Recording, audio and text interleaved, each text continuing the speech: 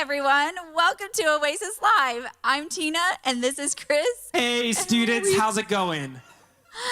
We have a really fun night planned, and I'm excited because we have a few videos that will premiere today that feature several of our own students. Yes, and I'm excited about those too, mainly because I did all the editing work on them. But I'm also excited to get to interact with you in the comment.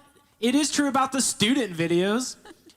Sorry, Jenny's trying to throw shade at me. We just started. You've been doing a great job so far in the comments section. Well, mostly a great job. We feel like you're starting to get the hang of it in there. But just a reminder, we want you to have fun, but be kind and be respectful.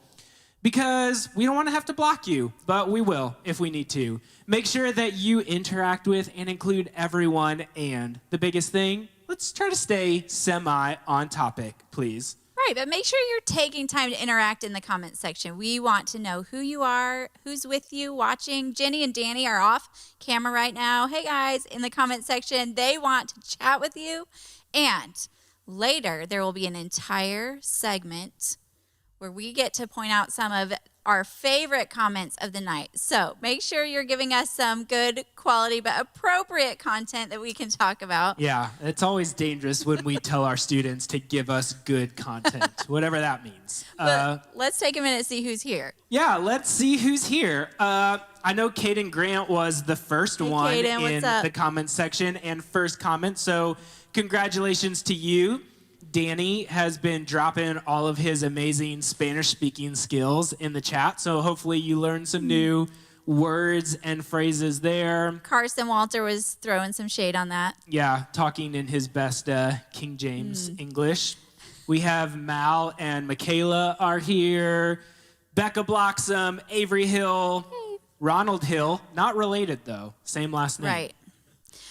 We have Dylan Rogers, Frankie, and Harris. We missed you guys. Allie, Galloway, thanks for joining us. I saw Gabe, a.k.a. Noob, is here in the chat, as well as Ben Jammin, although he was kind of late compared to other weeks. Will Boyd is here. Hopefully he got his video quality enhanced since last week. Sorry, Will. Let's see. Oh, Katie Lango. And Elizabeth Perez. Hey, Elizabeth. Oh, we there's the seeing duets. You. Angela's watching. Danny's wife, Angela. So many people are here. Hey, guys. I love getting to hang out with our students. And you know, Tina, I'm approaching 6 years of being part of current students. And when I look back over all of that time, I'm really proud of the ministry that's been built here. And I know it's been such a joy for me just to get to know so many different students along the way. And all four of us, like myself, I know you and Danny and Jenny love being part of current students. And that's something we're actually going to talk about more in just a little bit. But first, we had several students who wanted to send in videos sharing why they love current students. And if you didn't get to send in a video, I'd love for you to just type in the comment section why you love being part of current students. And hopefully we'll have some time to share some of those later during our favorite comments segment. But for right now, check out this video. Hey Oasis, this is Caroline. Just wanted to say how thankful I am for the lessons you give, for my small group and my great conversations with them, and I just wanted to thank you for keeping in touch with us. Whenever I show up to youth group or Sunday mornings, I always feel welcome. I never feel neglected or pushed away. Hi y'all, my name's Frankie. I'm a current student. I've been going to Current for a little over a year now, and Current really made us feel welcome. They also just taught God in a really interesting and fun way that made us want to go to church. My name is Madison Green, and what I love about Current Students is that it's a place you can be yourself, and everybody is very accepting, especially the students and the student leaders. I like Current Church because it's a good place and good people and good friends. I'm Lila, and I love Current Students because I like meeting lots of different and new people, and I think it's really fun. Current Students, y'all are great. Every single one of y'all are great and beautiful. Y'all are amazing in your own way and unique in your own way. And y'all don't act a fool. Y'all actually consider me a part of the family. Y'all's trips are amazing that we have. I can't wait to go on the next one in summer. The staff is perfect. Y'all do amazing things and actually bring us closer to God than I thought, than any other church I've attended. I'm Madison Magruder, and this is why I love Current, a Christian church. 1, because I get to make new friends. 2, because of social activities. 3, because I love God and Jesus, and you get to teach us that in fun ways. Hey, I'm Trinity, and the reason why I love Current students is because you get a better understanding of Jesus Christ. You get to worship, you get more friends, and you get to have fun. I was asked why I love Current, and I would say that I love Current because we get to learn about Jesus every week. It's spoken freely, and we get to share that experience with other people that we love. That to me is just, it feels like it's the best place to be, and it's the highlight of my week. I know that for sure. Especially my leaders, they make me feel special and cared for. They also make me feel like I can be myself and not have to be someone I'm not. It's really hard to find a community of people where you feel like you can constantly be real and genuine with each other. And I feel like Current Students really brings that. I feel like the people there help to cultivate that. And I feel always loved by the people there.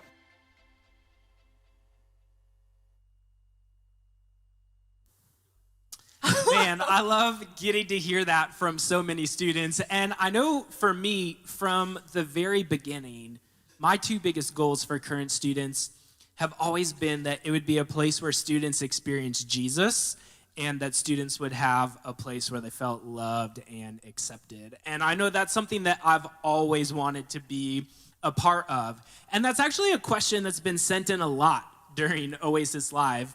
You've been wanting to know from us why we've wanted to be part of something like this. Like, of all the things that we could be doing with our lives, why do we do student ministry? So I thought it'd be cool if we just took a brief moment to share why we do what we do. So I don't know, Danny, how about you start? Yeah, it all started for me when I was in high school with my youth minister, Jeremy Peterson, and a small group leader, Laz Pina. They were just a big influence in my life, and the last CIY that I attended, Laz and my brother and my cousin actually went behind my back and applied for a scholarship to go to Ozark Christian College. And in my mind, I was thinking, like, I don't think I should be going into youth ministry. And then the last day of CIY, they called my name that I won a scholarship. And I was like, oh my gosh, like, maybe I should be going into youth ministry, because I didn't know how I was going to pay for the first year of college. And that really helped me out a lot. So that was a huge kind of like sign that God wanted me to go into youth ministry. And mainly, I really wanted to just impact students. I truly believe that students can change the world. You know, God has given us lots of passions in our lives and unique passions that we have. And he really wants us to change the world. And all we have to do is just follow him, follow his calling in our own lives. So each one of us has a unique calling. And I really want students to see that they have a purpose, that they have something to live for, and that there's a God that loves them. So that was my biggest thing to go into youth ministry, because I really wanted kids to know that, and also for them to, when they make mistakes, that it's okay. Like, God's got this. You know, people still love you. People still care about you. So, I mean, that's why I love what I do. So, yeah. Yeah, that's cool to hear. I didn't know a lot of that about Danny. For me, it kind of happened by a really great accident. I never really planned on doing ministry as a vocational career for me. I have always been a part of ministry, serving in ministries. I worked at camps and summers growing up, and was just involved in ministries, whatever church I was at. But I always had adults in my life like Jeremiah, or a mentor that I had through high school, or teachers were always telling me that I have really strong leadership qualities. Sometimes they were saying, I wish you would use them for good. And so, I was just always encouraged in that, and have always had a passion for the church and for reaching people. And then I visited Jeremiah and Kim fall of 2017, I think, and they encouraged me to come down here and serve here. And so I guess I was just like, why that? And then the rest is history. It's been a ton of fun and something I never thought that I'd be doing, but I can't imagine doing anything else now. So I'm really grateful to be here and with you guys and to have this be my first time working in ministry with you guys. It's been really cool. Yeah, that's awesome. I know for me, this question's kind of funny because I so often have students that'll come up to me and be like, well, Chris, like, what is your actual job? Like, what do you do for a job during the week? And I'm like, no, this really is my job. Like, this is all of our jobs that we do. And part of the reason I wanted to do that was because when I was later in high school and it was kind of time to figure out what do I want to do with my life, I realized how big of an impact the student ministry I had been a part of and my student ministers and my small group leaders had on the person that I was at that time. And I felt like God was kind of revealing to me through that he could use me to be a similar influence for other people. And so there's just so many big decisions that you're making during that time of your life. Decisions like, do I want to make this faith my own? Where do I want to go to college? What do I want to do with my life? What kind of person do I want to be? And so I love that we have the opportunity to get to pour into students as they're making those big decisions. And then especially as I've become a parent, that's another part that's become a big deal to me, is just recognizing how much help parents need and how we all need to be in this together. So getting to partner alongside parents as part of student ministry as well. And then it's just been amazing over this journey to see the huge things that students do, whether it's going on missions trips or baptizing people or sharing Jesus with others. And now some of the students that I worked with at the very beginning of this are young adults themselves, and some of them are married, and some of them have kids, and some of them are in ministry themselves. And it's just incredible to see what that investment turns into. And I know for me, I may not always get paid to do student ministry for my whole life, but I think it's something that I will be a part of in some way for my whole life. I love that. I love that. We're so glad that you made that choice. And actually for me, it was at a CIY Move conference that I stood to make that decision, that I wanted to do ministry with my life. But I remember being a teenager and just like not sure what I wanted to do with my life, what was I great at. And so there were so many people who impacted that decision for me. My youth minister and his wife, Greg and Heidi, my small group leader, Beth, who like walked through life with myself and my friends for 4 years and just continually like spoke truth into us and guided us throughout a lot of hard things. My own father has worked in student ministry for many years through CIY. My older brother, who I really looked up to, also went into student ministry, and he was just an incredible student minister for many, many years. And so just watching all those examples, and I got to see so many lives change, like so many teens who were at those critical points that you're talking about, their lives were changed. And my life was one of those. And so I think those are all the things that helped encourage me to go into the ministry, to go to Bible college, to get that degree. And it's something that I'll never regret. I have loved it so much. We don't have to talk about how long I've done it, but I'm so grateful that this is what I've gotten to do with my life for so many years. And I am so glad that you're letting me be like the mom and the old lady on the team now. So I appreciate that. And we just want to say thank you, current students, for the honor that it is that we all get to do student ministry with you. And it's an honor to get to introduce this upcoming video to you. It's moments like these that make us so proud to work in student ministry. So check out this video. Hey current students, it's me again. Now I don't know if any of y'all were Disney fans when y'all were younger, but I do remember watching vintage Goofy cartoons where he would teach me things like how to swim and how to ski. Today, inspired by the grand adventures of my good friend Grant Whiting, I'm going to teach you how to golf. Now, just like last time, guys, this is going to be a step-by-step process, so I need you to pay very close attention to the following steps so that you do this right. The first thing we're going to do today, the first step, is to grab your golf tee. This is what you're going to put your golf ball on. It's the most important thing. Without it, you can't play golf. Now guys, the next step after you grab your golf tee is you want to grab your golf ball. Now I know that doesn't look like a conventional golf ball, but trust me, this is going to be epic, so you definitely want to go grab one of these. Guys, the next thing we're going to want to do is grab our golf stick, so I'm just going to grab this right here, set it aside. I'm not really sure what this is here for, so I'm just going to use it and get rid of that. Now guys, once you've put your golf tee in the ground, you need to put your golf ball on it. Again, on it, not around it or on the side of it. You need to put it right on it. And now, of course, guys, here is the final step where we get to hit our golf ball and see if we can make a hole in 7. Now guys, what you're about to see was my first attempt at hitting a hole in 7. I promise you, it was completely painless, as golf is supposed to be. Let's check it out. Now guys, what you just saw was not me being in pain. It was actually a sound you make when you hit a home run in golf. You say, ow, to signify that you've hit a home run and won the game. And with that, you now know how to play golf.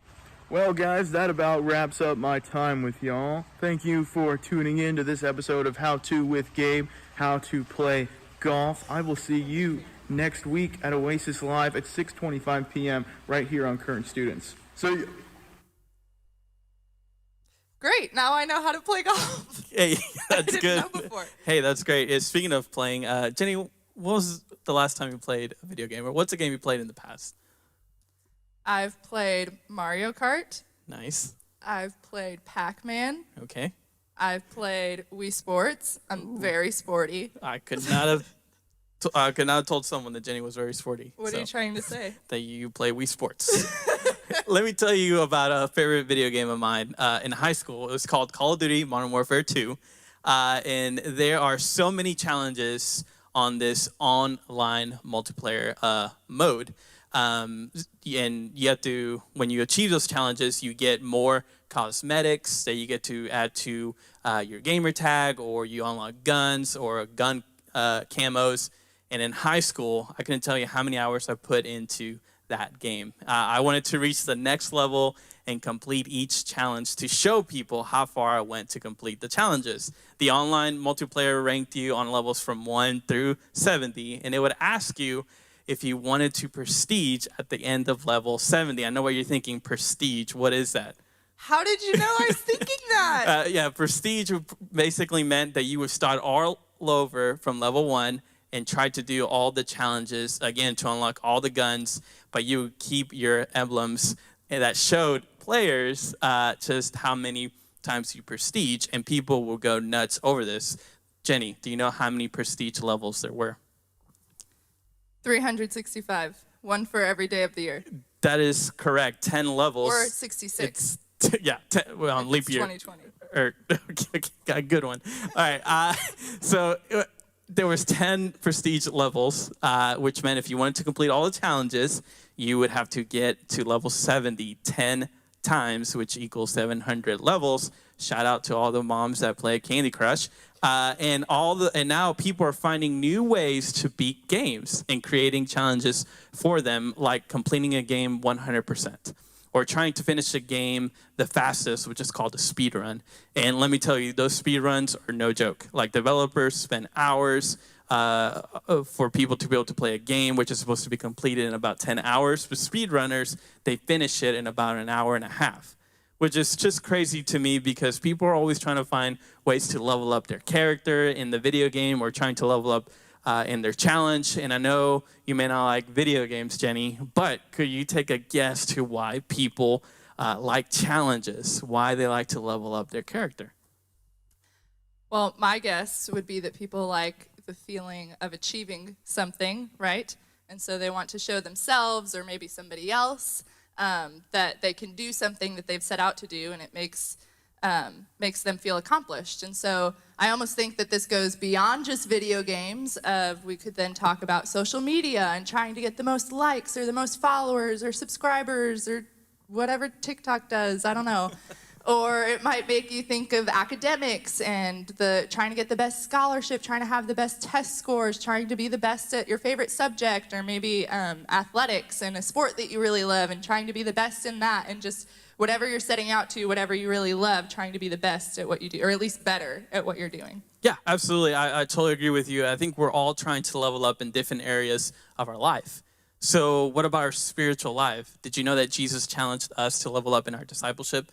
I know that it comes to no big surprise that Jesus wants us to level up in that way, but Jesus preached a sermon called Sermon on the Mount, and it's all about this. It's a sermon about leveling up in our character, in our identity, in our discipleship. This sermon is very challenging, and here's just some of the things that Jesus said. He said, you have heard it said to the people long ago, do not murder, and anyone who murders will be subject to judgment. But I tell you that anyone who is angry with his brother will be subject to judgment. Again, anyone who says to his brother, Raka, is answerable to the Sanhedrin, but anyone who says, you fool, will be in danger of the fire of hell. Yeah, so saying this word Raka is like saying you fool, or it's just kind of like an ugly, nasty way to talk to somebody when you're angry. So really kind of what Jesus is saying here is like, don't get angry with people. Yeah, absolutely. This is a way where Jesus is challenging us not to continue being angry with someone, but to really seek reconciliation with that person, to forgive them for what they have done. I mean, check out this other command that Jesus gives to us to level up. He said, you have heard it said, love your neighbor and hate your enemy. But I tell you, love your enemies and pray for those who persecute you, that you may be sons of your Father in heaven. He causes his sun to rise on the evil and on the good, and sends rain to the righteous and the unrighteous. If you love those who love you, what reward will you get? And don't even the tax collectors do that?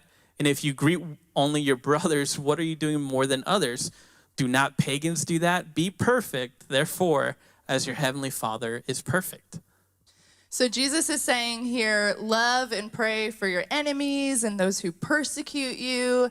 And so, and then he makes this statement about be perfect as your Father in heaven is perfect. These are hard things. And how can we ever, like, we're not perfect. How can we be perfect like our Father in heaven is perfect? Yeah, I know. These are really hard challenges because, like, all of us who read these verses, you're like you said, do you know me? I'm going to mess up soon. Also, do you know how hard it would be to love those who don't even like me?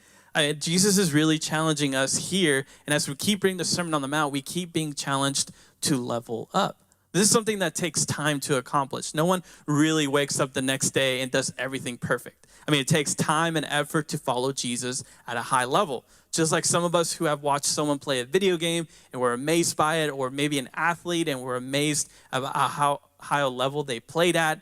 We know that they just didn't get there by random chances because they wanted to. In fact, there's a lot of behind the scenes of training, studying, practicing to be able to come out and play at a high level. Jenny, do you have a person in your life that you look up to as a spiritual direction, or like someone who has a big faith, or someone where you just go, man, how do they trust God at such a high level?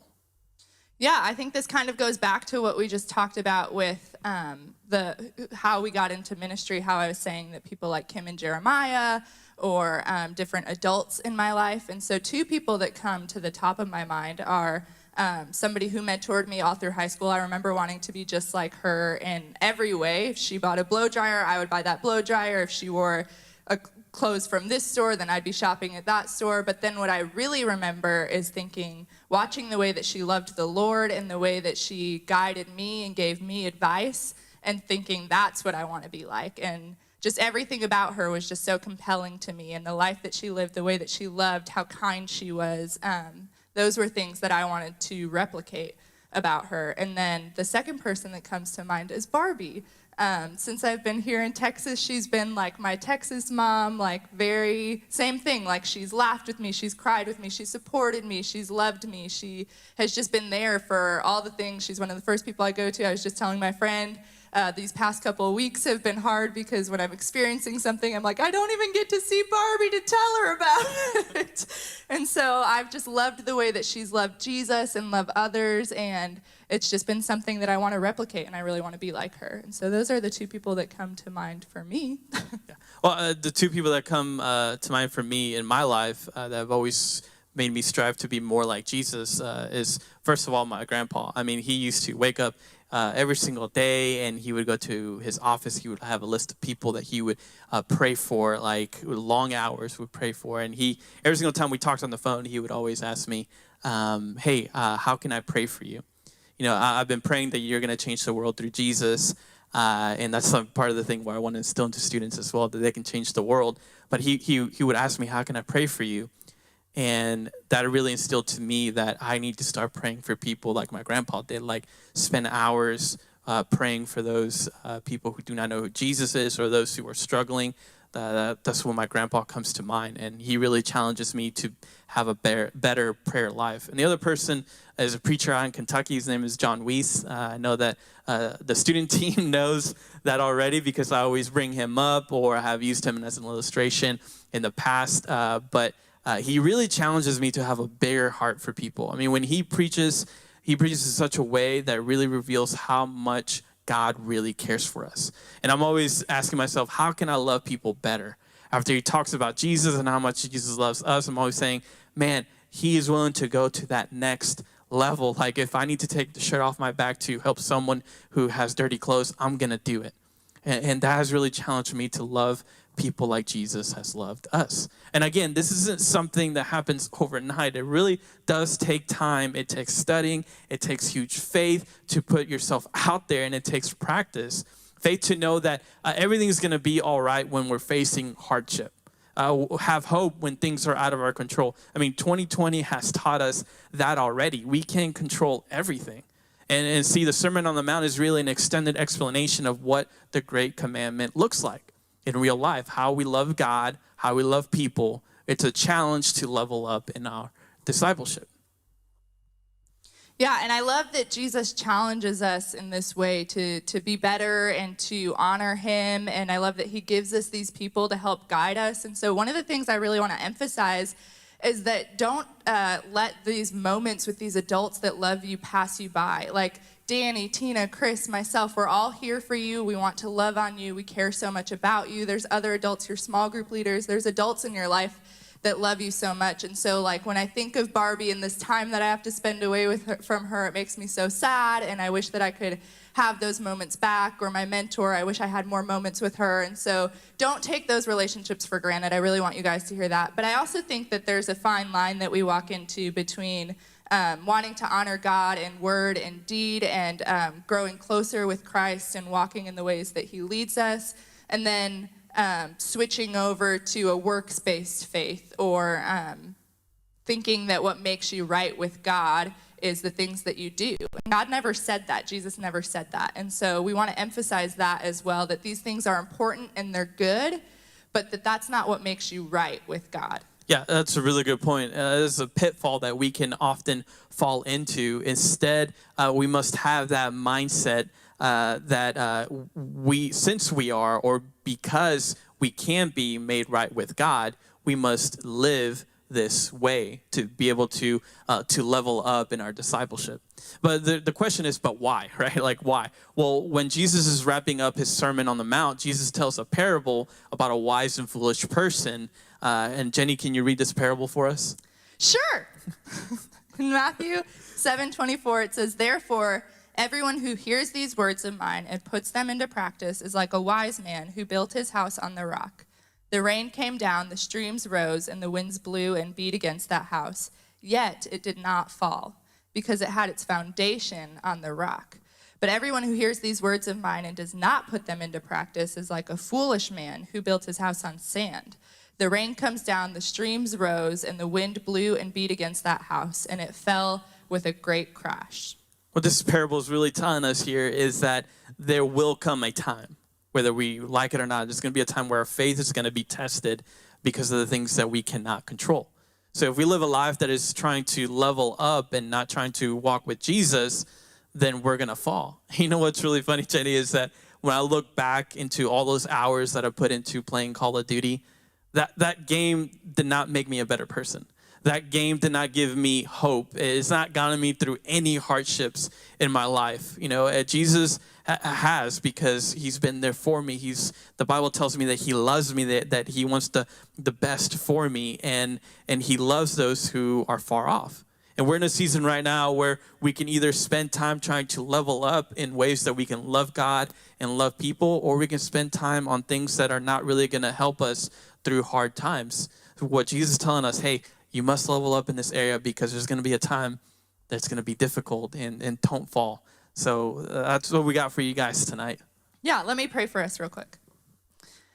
Heavenly Father, we're just so thankful again for this opportunity to continue to gather, to continue to go through your word together, and continue to study what it looks like for us to live lives that are honoring to you. And so I pray that we would have, yes, these things like video games and the fun things, academics and athletics that make us really have fun and want to improve in those ways. But I pray that this life that we're living for you, that's what we're putting our all into, and that we're constantly trying to better ourselves in that and see what greater ways we can love and serve those around us and follow Jesus's commands for us.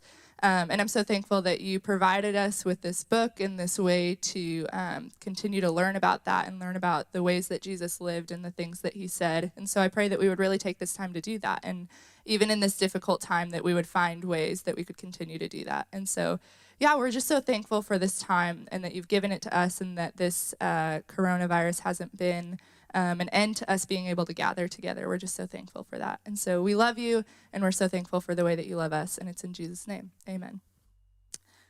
Well, now we want to show you a little bit about what our church has been doing. So a few weeks ago, right before Easter, we did a food drive at the church here. So the church doors are obviously technically closed, but we were still able to have people drive food up to the church that we could put in our current cupboard, which is our food pantry here, to help people who are needing food right now. And it was a really cool thing to see and experience, and we wish that you guys could have all experienced that too. But since you weren't here, we have this little highlight video we want to show you. So check this out.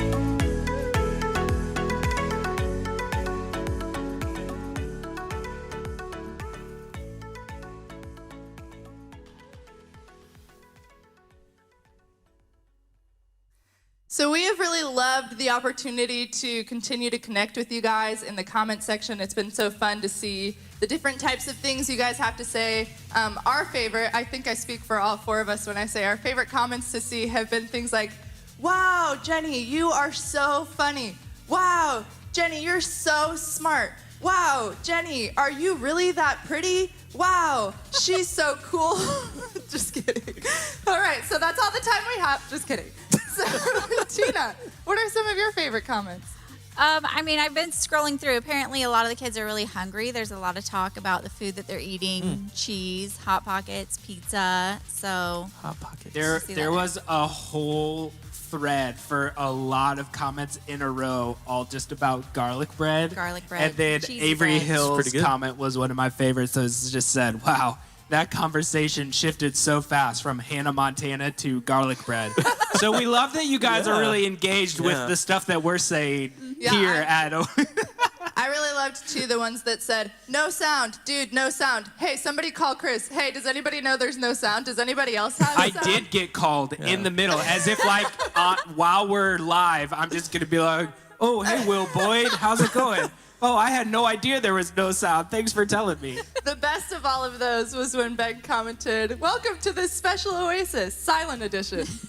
Hey, Ben had a few good ones. I went to scroll back here while we were watching that video, and my favorite from Ben was, "I gotta complete all the 10 commandments in order to prestige."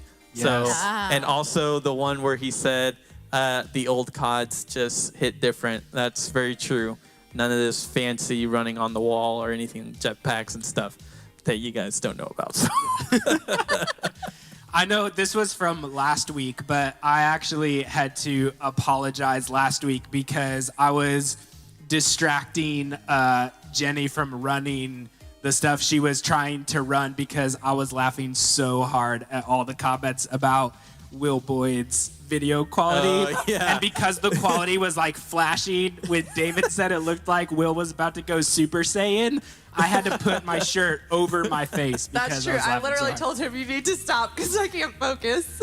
Poor Will, he had that, all the comments about that, and then you also showed the old video with him when he was like, "Stop, guys!" Hey, from anything, all the moms told us that was so cute. We got to see such a little baby. This isn't really like that funny, but I want Barbie to read all these comments later because there were like so many 20 comments in a row about how much you guys love Barbie and miss her and think she's amazing. And then after there were all the comments that were like, "I love Barbie, I love Barbie, Barbie's the best." Then someone said, I wrote it down, where is it? They said, "It doesn't matter who you are, you love Barbie." And then all the comments were, "True, true, so true, so true."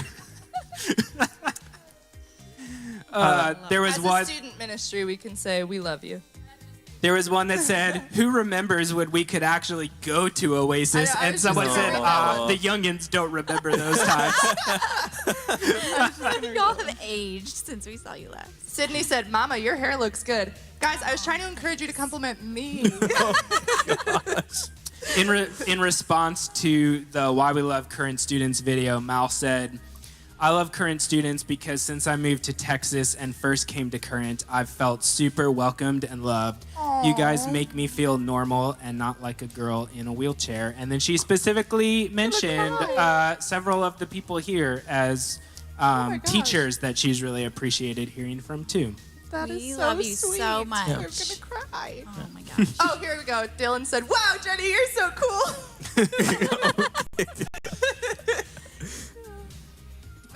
Any other ones you guys are seeing that you really like? They're back on pickles. Yeah, We're they're back to on you. pickles right now. It gets really scattered Back to food. here. Dill Yes. only. I agree, I Dylan. agree. Only dill pickles. No bread and butter. Oh, Ugh. sweet pickles. Well, Yeah, we sweet do pickles love aren't that. The comments are one of our favorite parts of the night, but another one Yes. of our favorite parts of the night is Kids Corner. So check this one out by one of our favorites, Wyatt Soto.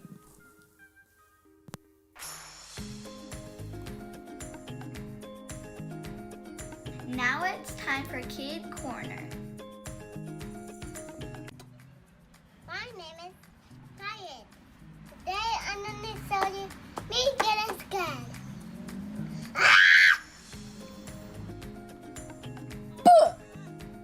Did I get you? Okay.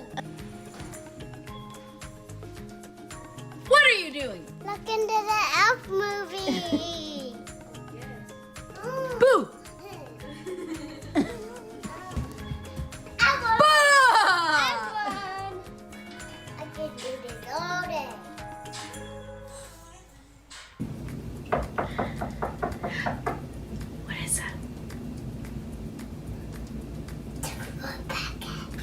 It's a woodpecker.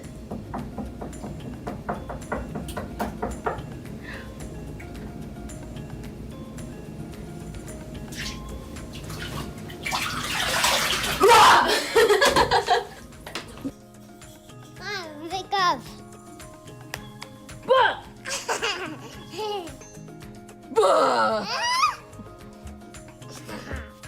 Thank you for watching Kids Corner.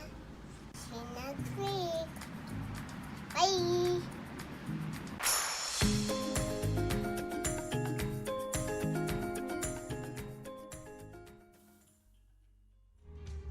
Bye. I was looking for the elf movie.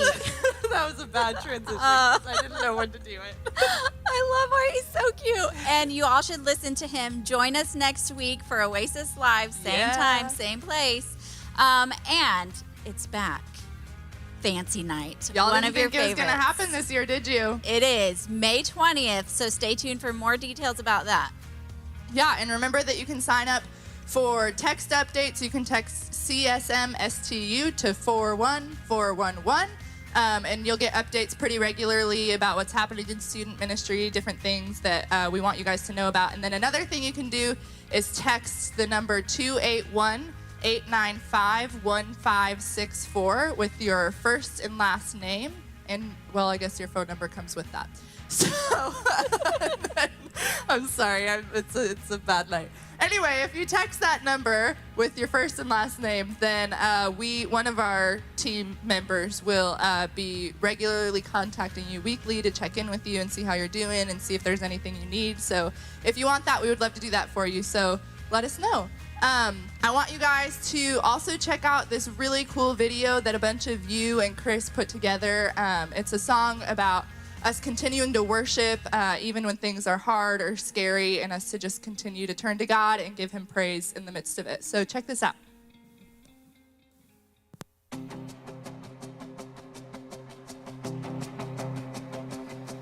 I raise a hallelujah in the presence of my enemies. I raise a hallelujah louder than the unbelief. I raise a hallelujah. My weapon is a melody. I raise a hallelujah. Heaven comes to fight for me. I'm gonna sing in the middle of the storm. Louder and louder, you're gonna hear my praises roar. Up from the ashes, hope will arise. Death is defeated, the King is alive.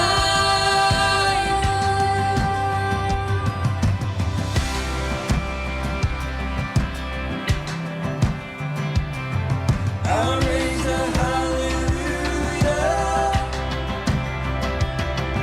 with everything inside me. I'll raise a hallelujah. I will watch the darkness flee. I'll raise a hallelujah in the middle of the mystery. I'll raise a hallelujah. Feel you lost your hold on me. I'm gonna sing in the middle of the storm. Louder and louder, you're gonna hear my praises roar. Up from the ashes, hope will arise. Death is defeated.